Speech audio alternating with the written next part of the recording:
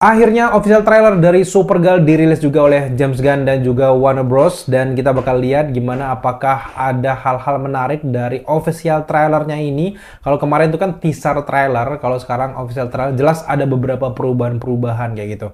Dan kita bakal lihat dulu nanti setelah itu kita bakal sedikit memberikan komentar terkait dengan trailer ini. Langsung saja inilah dia trailer dari Supergirl. Let's go. Matahari. Hanya di bioskop Juni 2026. Dari trailer sih, kalau dari visual kita nggak perlu perdebatkan lagi ya. Menurut gua si Craig sih kalau nggak sutradaranya ya, itu juga keren banget. Ya tentu nggak salah kalau kita membandingkan dengan Guardians of the Galaxy dan sebagainya, karena emang temanya juga luar angkasa kan. Tapi memang visual yang bagus, gua nggak berani ngomong bahwa ini nanti bakal jadi best, salah satu ini kayaknya calon film DC terbaik, kita nggak berani karena emang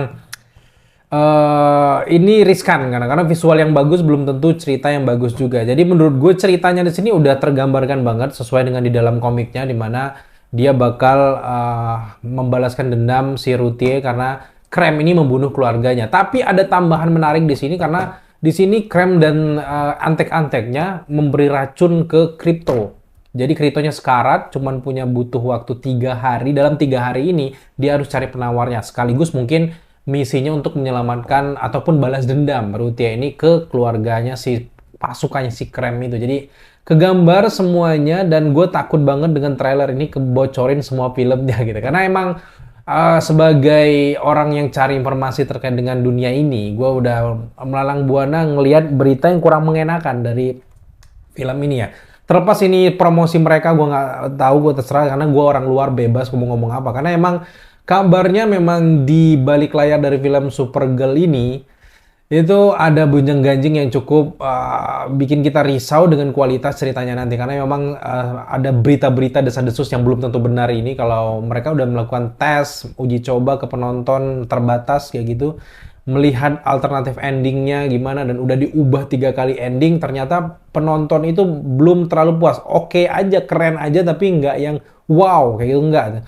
Dan kemunculan Lobo pun kabarnya ya cuman dikit banget gitu. Jadi oke, gue masih meragukan dan kita jangan berekspektasi tinggi untuk film Supergirl ini, karena emang kalau kita turun ekspektasi pas nonton nanti keren, itu gue pengen kalian kayak gitu, pengalaman yang gitu, experience yang kayak gitu didapetin. Jadi karena memang ini film pertama dari Supergirl versi DC James Gunn ini, karena ini baru penemuan jati dirinya, gue merasa di sini dia akan lebih dekat nanti ke penonton setelah film pertamanya. Jadi kita nggak usah ngadi-ngadi harus ini, enggak. Dan Clark Kent pun yang muncul cuma di TV doang kayak tadi kan.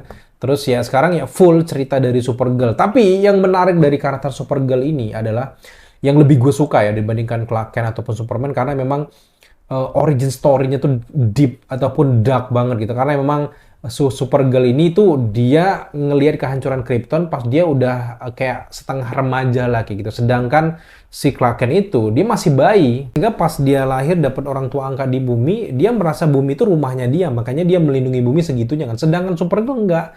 Dia ngelihat dan juga menyaksikan langsung gimana upaya dari keluarganya pakai perisai itu untuk bisa selamat dari keruntuhan dari Krypton. Ternyata nggak selamat juga, dilemparlah juga sama orang tuanya, dikirim ke antah berantah. Sedangkan dia udah ingatannya udah bener-bener mantep, udah remaja gitu. Pas dia ngeliat itu bener-bener deep banget kematian orang tuanya, dia bisa lihat gimana proses-proses dari keluarga itu. Jadi dia punya psikologi yang beda dengan Clark Kent. Jadi yang butuh psikolog sebenarnya menurut gue Supergirl, karena emang gila itu traumanya lebih mendalam. Tapi kalau gue lihat dari film ini itu dibikinnya lebih fun dan nggak terlalu dark menurut gue. Jadi kalau ada yang bilang wah dark parah, dark banget gitu, kayak enggak sih, menurut enggak. Yang menurut gue ini lebih ke dibikin fun ala-ala ya Guardians of the Galaxy ala James Gunn gitu ya. Kiblanya si Craig ini kayaknya tetap James Gunn, dan menurut gue ini gue belum bisa percaya ini keren 100%, jadi kita bakal lihat dulu. Gue nggak ada, maksudnya nggak ada menghalangi orang mau promosi atau apapun film ini bakal laris atau enggak. Tapi enggak, gue netral dan gue merasa bahwa Supergirl ini kita harus lihat dulu. Turunin ekspektasi, gue nggak mau terlalu neko-neko dengan film ini, dan nggak ada teori yang bisa kita bikin juga. Toh ini juga film pertama, film origin, nggak terlalu banyak orang yang kenal dengan dunia Supergirl. Jadi cuman kita bisa lihat tambahan nilai plus di sini adalah ada Clark Kent muncul di TV sebentar. Lobo yang kapan juga munculnya cuman sebentar. Ikatan batin antara si Supergirl sama Ruthia ini aja yang perlu kita lihat. Dimana lagi-lagi gue kurang suka sebenarnya film yang ketika ada bocil digendong sama ini, dilindungi yang bocil lemah ya gimana. Sebenarnya gue gak suka ya. Tapi ya udah, karena ceritanya di komik pun kayak gitu, setidaknya James Gunn menghormati cerita dalam komiknya gitu. Tapi ya biasa aja, gue nggak terlalu antusias. Bukan karena gue fans ini fans itu, tapi nggak terlalu ini ya, hype-nya pun menurut gua ini Warner Bros dan juga tim harus lebih gencar lagi, karena emang secara view pun agak mengecewakan dari film ini. Jadi ya kita lihat aja ke depan, tapi gue pengen juga lihat pendapat kalian di kolom komentar bawah. Dan yap, itulah dia first impression gue setelah menyaksikan official trailer dari Supergirl. Film yang gue bisa prediksi fun, menyenangkan, dan ya bukan film yang harus nyangkut ke film satu ke film lain kayak MCU, enggak. Tapi ya udah, kita lihat aja nanti gimana perkembangannya. Dan gue pengen lihat beberapa TV spot dan juga trailer keduanya gitu, atau final trailernya nanti. Yang jelas ini bakal hadir di bulan Juni melawan Spider-Man Brand New Day. Agak berat memang, tapi ya udahlah, semoga versi James Gunn ini bisa naik karena memang makin hari gue lihat dunia DC dari James Gunn setelah Warner Bros dibeli itu, gonjang-ganjing sana gonjang sini, makin nggak kelihatan nih apa yang akan dilakukan, dan juga visi-visi James Gunn ke depan tuh makin menghilang menurut gue, makin lemes. So, sampai jumpa di reaction dan juga pembahasan kita terkait dengan dunia DC selanjutnya.